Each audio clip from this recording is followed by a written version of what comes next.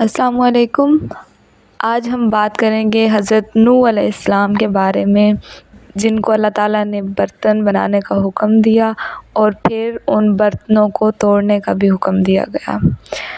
جب حضرت نوح علیہ السلام کی قوم پر طوفان آ چکا، ساری قوم اس طوفان کے نتیجے میں ہلاک ہو گئی، تو اس کے بعد اللہ تعالیٰ نے وحی کے ذریعے حضرت نوح علیہ السلام کو حکم دیا کہ اب تمہارا کام یہ ہے کہ تم مٹی کے برتن بناؤ۔ چنانچہ حضرت نوح علیہ السلام نے اللہ تعالیٰ کے حکم کی تعمیل میں مٹی کے برتن بنانا شروع کر دیے اور دن رات اس میں لگے رہے۔ جب کئی دن گزر گئے اور برتنوں کا ڈھیر لگ گیا تو دوسرا حکم یہ دیا تھا کہ اب سب برتنوں کو ایک ایک کر کے توڑو۔ حضرت نوح علیہ السلام نے عرض کیا کہ یا اللہ، میں نے محنت سے اور آپ کے حکم پر بنائے، اب آپ ان کو توڑنے کا حکم دے رہے ہیں۔ اللہ تعالیٰ نے فرمایا کہ میرا حکم یہ ہے کہ اب ان کو توڑو۔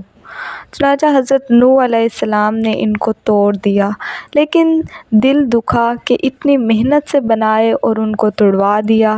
اللہ تعالیٰ نے فرمایا، اے نوح، تم نے اپنے ہاتھوں سے یہ برتن بنائے، ان برتنوں سے تمہیں اتنی محبت ہو گئی کہ جب میں نے تمہیں ان کو توڑنے کا حکم دیا تو تم سے توڑا نہیں جا رہا تھا، دل یہ چاہ رہا تھا کہ یہ برتن جو میری محنت اور میرے ہاتھ سے بنے ہوئے ہیں کسی طرح بچ جائیں، تو بہتر ہے اس لیے کہ تمہیں ان برتنوں سے محبت ہو گئی تھی اور تم نے ایک مرتبہ کہہ دیا کہ اے اللہ، زمین میں بسنے والے سب کافروں کو ہلاک کر دے اور ان میں سے کوئی باقی نہ رہے۔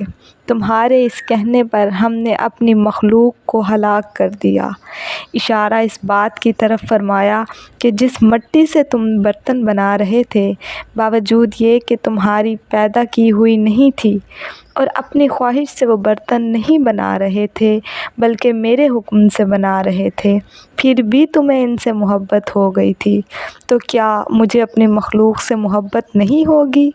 جب محبت ہے تو پھر تمہیں بھی میری مخلوق سے محبت کرنی پڑے گی اگر تمہیں میرے ساتھ محبت ہے۔ اگر آپ کو میری یہ ویڈیو پسند آئی ہو تو میرے چینل کو سبسکرائب، لائک اور بیل آئیکن کو پریس کر دیں۔ اللہ حافظ۔